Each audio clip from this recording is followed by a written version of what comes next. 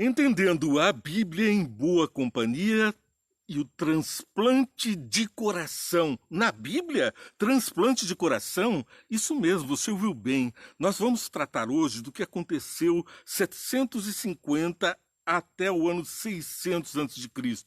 Fatos que aconteceram que têm a ver diretamente comigo e com você. Mais intrigante ainda, quando esses fatos, esses acontecimentos de tão longínquo passado podem comprometer o teu futuro e o meu futuro.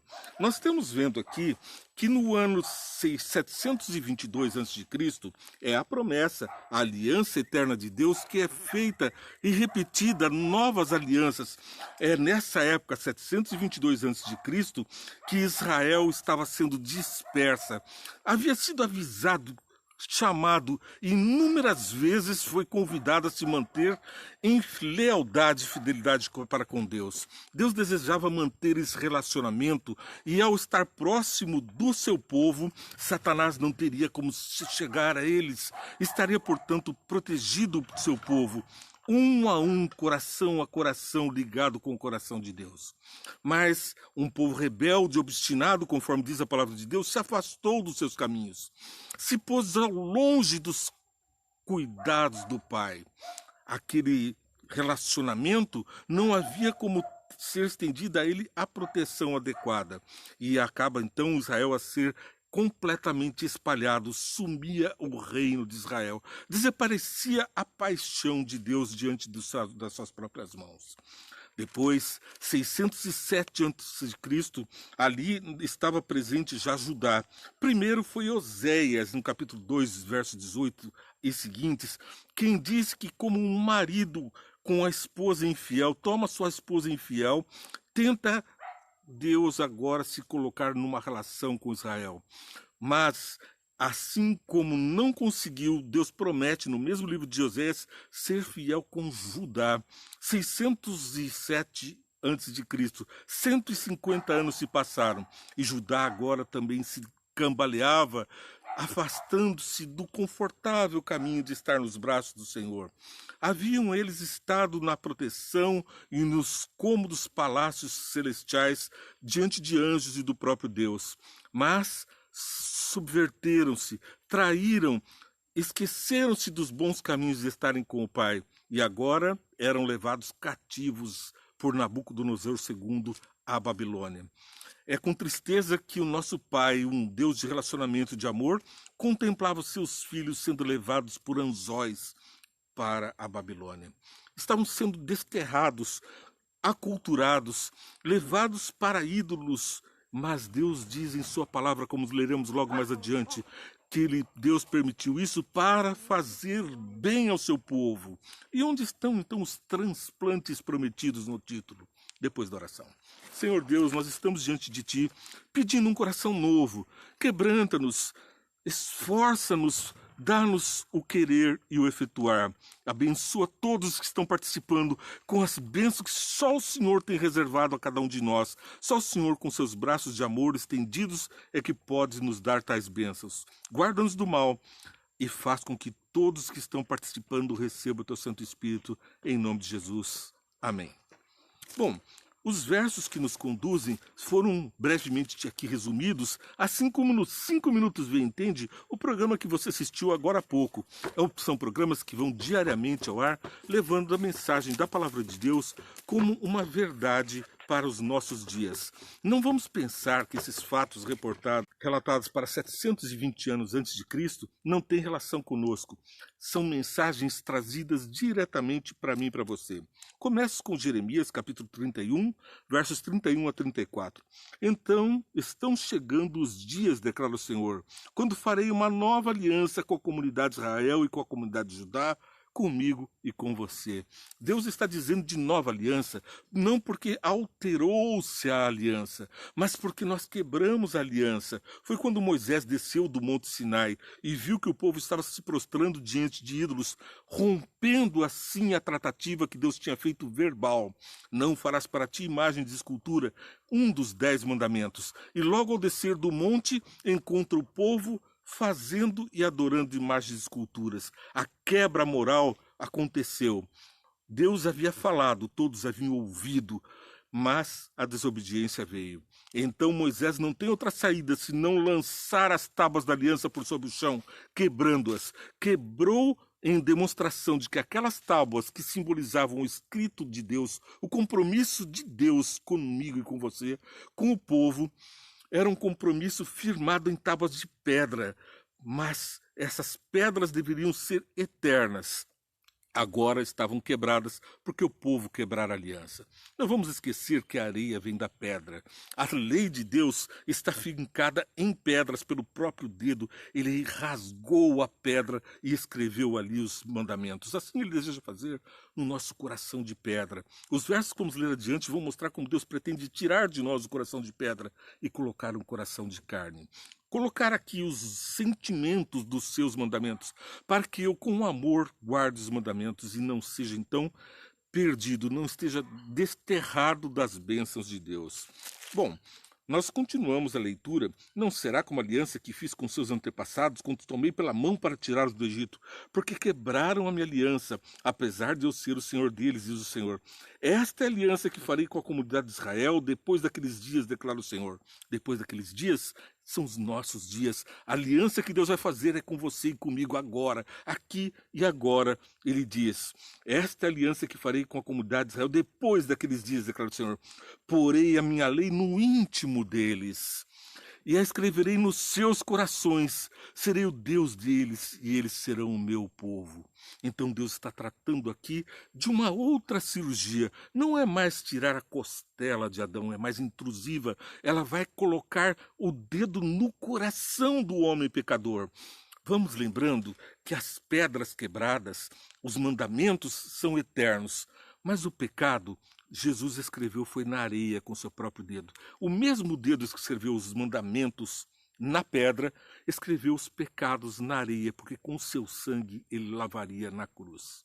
Nós estamos salvos do pecado, da condenação da lei. A lei não foi abolida, ela existe, por isso sabemos que somos pecadores. Se a lei houvesse sido abolida, não haveria necessidade de estarmos salvos do quê? Se não há pecado, não há Salvador. Se não há necessidade de um Salvador, para que Jesus? Com essa ilusão, Satanás quer fazer com que nós derrubemos a lei. E então não temos mais necessidade de Jesus. Mas a lei nos aponta justamente ao que Paulo chama miserável homem que eu sou. Quem me livrará do corpo dessa morte? Aqui ele se refere à condenação romana aos assassinos que tinham que levar o seu cadáver daquela pessoa que tinham matado amarrado a seu corpo nas costas. E ninguém poderia desamarrá-los. Eram soltos, vagueando pelo mundo, pelos desertos, até que aquele cadáver ia apodrecendo. Vermes comiam o cadáver e, insatisfeitos, saciavam-se na carne do assassino. O pecado é assim, é uma coisa que se gruda em nós, mas quando reconhecemos que estamos miseráveis, é aí que vem a salvação. Jesus diz, eu carrego o seu pecado, esse cadáver é meu. Miserável homem que eu sou, o bem que eu quero fazer, esse eu não faço, mas o mal, esse está sempre diante de mim. Como reconheço o mal, senão pela aliança? A aliança que me mostra o meu pecado, a lei da aliança. A mesma aliança que, como pedras, estão ali fincadas, formadas, uma aliança, um marco. Como são feitos os marcos até hoje, colocam-se pedras, colocam-se mourões, colocam-se sinalização, daqui para cá é meu, dali para lá é tua terra. Mas Deus colocou esse monumento, a lei, como um marco de que ele cumpriu a lei por nós. Nós somos pecadores. Estamos em contato com o pecado, mas Deus nos santifica por Jesus. Somos assim aceitos diante dos reinos celestes. Ele põe no nosso coração o desejo de ser bom, porque nós não conheceríamos a bondade se não conhecêssemos a Deus, e Deus não se daria a conhecer a não ser por sobre as fendas na rocha, como fez com Moisés. Foi pelas fendas na rocha que ele entregou as pedras de safira feitas do seu próprio trono, aquelas pedras onde escreveu a sua aliança conosco de nos livrar de matar e de sermos assassinados, de mentir e de sermos enganados, de adulterar e de sermos também atraiçoados.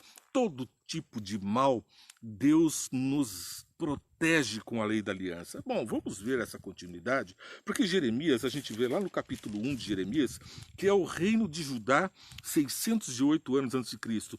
E a mensagem dele vem: as palavras de Jeremias, filho de Ilquias, e vai para o final do verso, filho de Amon, rei de Judá. Ele estava, portanto, dentro do reino de Judá, dando as últimas mensagens de amor e de esperança de Deus a um povo que estava prestes a desviar-se dos seus caminhos. Bom, nós vamos seguindo o nosso estudo e vamos ver o que nos diz Oséias, capítulo 2, verso 19. Oséias 2,19, agora é Oséias quem leva uma mensagem ao povo de Israel que estava para ser disperso. Eu me casarei com você para sempre, e me casarei com você com justiça e retidão, com amor e compaixão. Quem era Oséias? Está lá no capítulo 1, verso 1. Palavra do Senhor que veio a Oséias, filho de Beeri, e termina, rei de Israel. A mensagem agora é dada ao rei de Israel. Esse ano 722 a.C. significa exatamente o tempo em que o povo de Israel estava sendo disperso. Ali Deus mandava uma mensagem de amor, um profeta que teve que se casar com uma prostituta e dos seus filhos profetizou nomes do que aconteceria. Darei fim ao reino de Israel.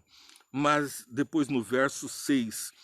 não mais mostrarei amor para com a nação de Israel, não ao ponto de perdoá-la. Contudo, tratarei com amor a nação de Judá. Eu lhes concederei vitória, não pelo arco, pela espada ou por combate, nem por cavalos e cavaleiros, mas pelo Senhor, o seu Deus.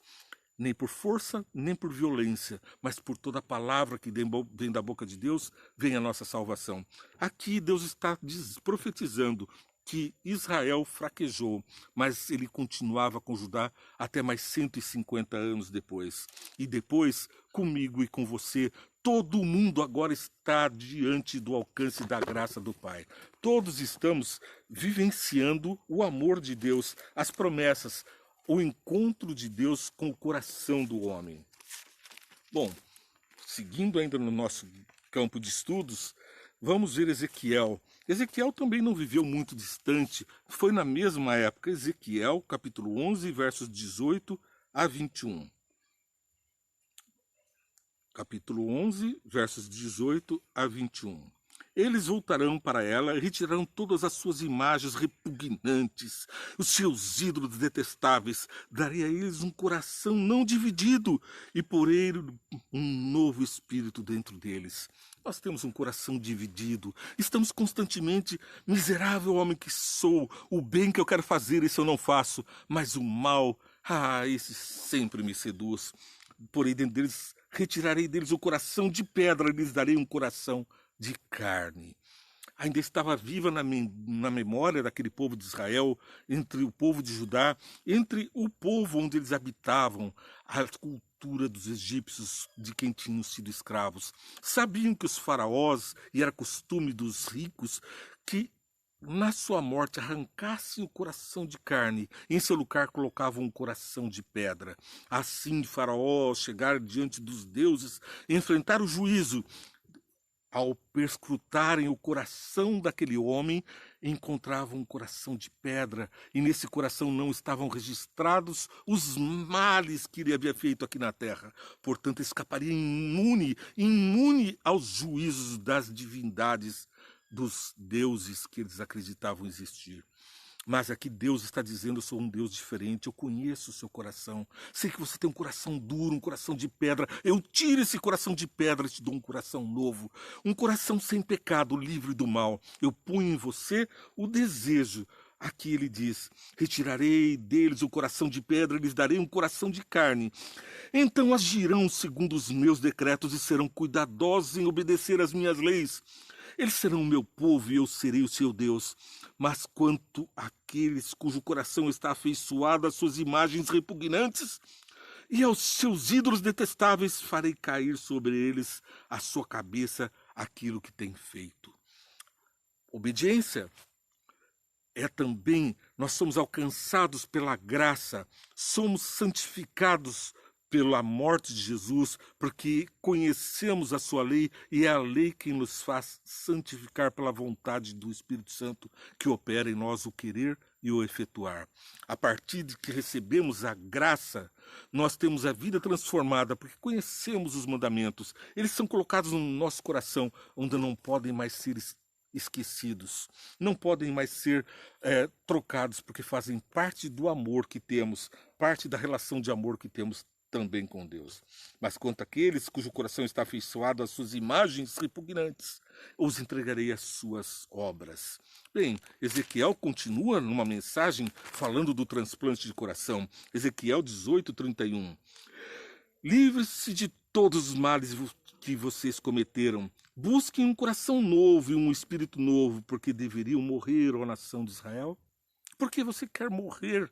Por que você quer manter esse coração de pedra? Se hoje ouvirdes a sua voz, não detenhais o vosso coração. Ouvi a voz do Pai que está falando ao seu coração. É a palavra dele dizendo: abandone aquilo que fez de você um escravo neste mundo. A vida de escravidão do pecado, os ídolos que você construiu, os baalins, todos os ídolos que você coloca diante de ti, sobre os quais você se prostra, perdendo o livre-arbítrio que eu te dei.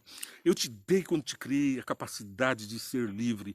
Você trocou pelo pecado, eu morri no seu lugar para te devolver o livre-arbítrio. E agora você quer de novo se prostrar aos falsos deuses e a falsos ídolos? Ezequiel capítulo 36, 26 a 28. Darei a vocês um coração novo, e porém vocês um espírito novo. Tirarei de vocês o coração de pedra e lhes darei um coração de carne. Porém o meu espírito em vocês e levarei a agirem segundo os meus decretos, a obedecerem fielmente às minhas leis. Alguns dizem a lei foi abolida, uma nova aliança. A nova aliança não é nada menos do que a ratificação da aliança que sempre houve entre Deus e o homem. Adão, eu esmagarei a cabeça da serpente que te enganou. Noé, entra para a arca, eu salvarei você e todos que entrarem na arca, entraram Noé, sua família e os animaizinhos que estão ao nosso redor. Todos os pactos com Abrão, pactos de obediência, tudo nos leva à obediência. Aqui, se não existe mais leis, é claro que a lei de Deus é um marco perpétuo. E aqui ele diz que ele colocará no nosso coração: vocês habitarão a terra que dei aos seus antepassados, vocês serão o meu povo e eu serei seu Deus. Vocês perderam tudo, foi aqui Ezequiel, vocês estão sendo conduzidos escravos, mas eu devolverei a terra de vocês. Guardem os meus mandamentos, vocês se esqueceram dos meus mandamentos, por isso estão indo escravos de Satanás, escravos do pecado. Estão se prostrando diante das fragilidades humanas, das fraquezas, dos ídolos, dos pecados cultivados. Mas eu estou como libertador, te tirando da terra do Egito, te tirando da terra da Babilônia, da terra da escravidão, porque você vai morar na sua terra. A terra que emana leite e mel é tua, a terra da promessa é tua. E foi Deus quem prometeu, e ele é Deus e não mente. Deus é fiel para com seu povo. Eu sou o povo de Deus, você é o povo de Deus. Nós estamos diante da palavra. É a promessa, a aliança eterna de Deus firmada contigo, comigo. A promessa, a aliança eterna de Deus. Diariamente, levamos até você o Entendendo a Bíblia em Boa Companhia. Um pouquinho antes, você assistiu 5 Minutos Vê e Entende, um programa que resume a esse. Rapidinho falamos sobre os temas que vamos apresentar no Entendendo a Bíblia em Boa Companhia, para você curtir, compartilhar, seguir. Mesmo que o Facebook esteja me boicotando, não permitindo que eu compartilhe essa mensagem, ela chegou até você. Eu peço que você compartilhe.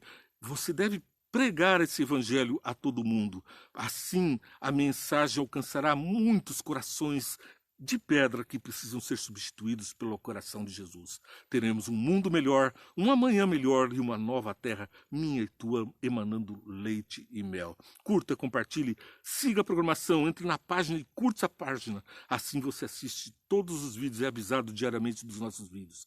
1.300 vídeos estão lá esperando por você. Todos os dias, novos vídeos com uma mensagem de amor e esperança.